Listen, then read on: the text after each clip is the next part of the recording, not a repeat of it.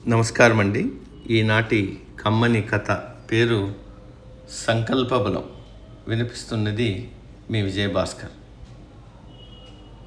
స్వర్ణతంత్ర రాజ్యాన్ని విక్రమసింహుడు పాలించే కాలంలో రామయ్య, సోమయ్య అనే అన్నదమ్ములు ఉండేవారు. వీరి మధ్య తీవ్రమైన పోటీ ఉండేది. రామయ్య వ్యవసాయం చేస్తే సోమయ్య కూడా అదే చేసేవాడు. వ్యాపారంలోకి వెళ్తే తాను అదే చేసేవాడు. ప్రతి చోట అన్నకు పోటీగా పనిచేసేవాడు. ఇద్దరం చెరొక వృత్తి చేసుకుని 4 డబ్బులు సంపాదించుకుందామని తమ్ముడికి రామయ్య ఎన్నోసార్లు నచ్చచెప్పే ప్రయత్నం చేశాడు. అయినా సోమయ్య వినిపించుకోలేదు. తమ్ముడికి బుద్ధి చెప్పాలని రామయ్య నిశ్చయించుకున్నాడు. తన పొలంలో పండిన ధాన్యాన్ని పేదలకు పంచడం మొదలుపెట్టాడు రామయ్య. రోజుకు కనీసం 100 మంది దాకా ఆయన ఇంట్లో భోజనం చేసేవారు. తాను కూడా అన్నదానం చేయాలని సోమయ్య అనుకుని వ్యవసాయం చేయడానికి ప్రయత్నించాడు. కానీ పొలంలో ధాన్యం చాలా తక్కువ పండింది. తన భార్య పిల్లలకి ఆ ధాన్యం సరిపోతాయి. అన్నలాగే తాను వ్యవసాయం చేసిన ధాన్యం అన్నయ్య అలా ఎందుకు పండలేదో అర్థం కాలేదు.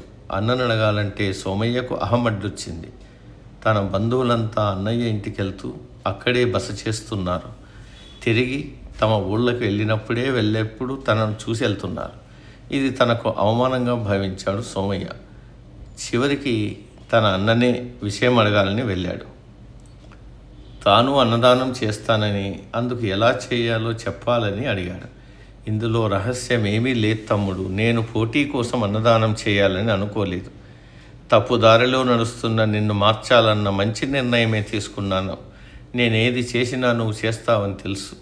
అందుకే నీ వద్ద ధాన్యం లేవని తెలుసుకుని అన్నదానం ప్రారంభించాను. దేవుని కృప నా పట్ల ఉందో ఏమో, పొలంలో వేసిన విత్తనాలు 4-5 రెట్లు ఎక్కువగా పండినాయి. నువ్వు నాపై పోటీతోనే అన్నదానం చేయాలని అనుకున్నావు. స్వతహాగా నీకు నా ఆలోచన లేదు. మన ఆలోచన మంచిదైతే మంచి జరుగుతుంది. దైవం కూడా సహాయం చేస్తాడు. ఇప్పటికైనా నీలో మార్పు వస్తే అంతే చాలు అంటూ బుద్ధి చెప్పాడు. సంకల్పం మంచిదైతే అంతా మంచి జరుగుతుందని గ్రహించాడు.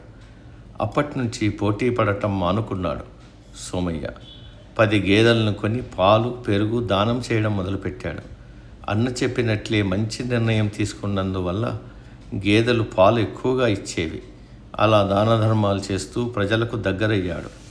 తమ్ముడిలో వచ్చిన మార్పుకు రామయ్య సంతోషించాడు. సమ